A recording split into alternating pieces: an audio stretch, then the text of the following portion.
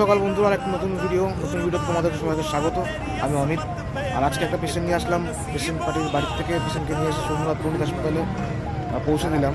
তো পেশেন্ট পার্টির মুখ থেকেই শোনা কথা, কিন্তু পেশেন্ট সম্পর্কে বিস্তারিত আমি তেমনভাবে বলতে পারবো না, কারণ হচ্ছে ইউটিউবের কিছু গাইডলাইন আছে, সেই কারণের জন্য আমি চাইলেও সেগুলো বলতে পারবো না, কারণ ইউটিউব ভায়োলেশন করা হবে। তো সেই কারণের জন্য তোমরা ভিডিও দেখলে আশা করি বুঝতে পারবে যে পেশেন্টটাকে আজকে বাড়ি থেকে পিক আপ করে আমি সোমনাথ পণ্ডিত হাসপাতালে পৌঁছে দিলাম। আবার এখান থেকে ব্যাকে নিয়েও যাবো, কারণ আউটডোর হবে ওদের আজকে। তো হয়তো কোনো সেলাই কাটবে, সেই কারণের জন্য নিয়ে এসছে আজকে।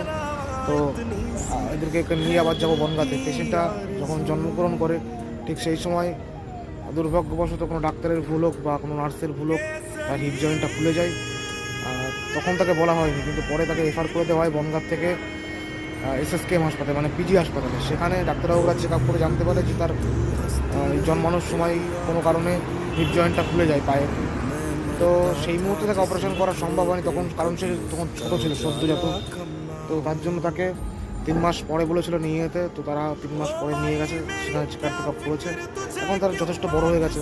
তারপরে তারা অপারেশনটা করা হয়েছে এখন সোমনাথ পণ্ডিত হাসপাতালে। এখন ওই ঘটের হচ্ছে মাঝে মাঝে মানে ড্রেসিং করতে হয়, বাড়ি ডাক্তার নিয়ে ওই অপারেশনের জায়গাটা শুরু হয়েছে, ওখানে আর ড্রেসিং করা লাগে না। এখন ওই পাটা আপনার হচ্ছে এরকম করে রেখেছে সোজা করে রাখার জন্য, তাই তো? হ্যাঁ, যাতে ওই পাও এদিক ওদিক না নাড়ালে ওখানে। তার জন্য আজকে এই বিস্তারিত ভিডিওটি করা, যে ট্রিটমেন্ট করাতে হলে সঠিক জায়গায় ট্রিটমেন্ট করানোই উচিত। তাতে তো পয়সা খরচা হয়, হোক, কিছু করার নেই। তো ভিডিওটা দেখতে থাকো, আশা করি ভালো লাগবে তোমাদের। তার পায়ের অবস্থা কী, তার শরীরের অবস্থা কী, সে আনমিচিওর হয়েছিল, পরে যখন সে ধীরে ধীরে বয়স বাড়ে তখন তার অপারেশনটা করা হয় আর সোমনাথ পণ্ডিত হাসপাতালে। তারই একটা ছোট্ট ভিডিও তোমাদের সামনে তুলে ধরলাম।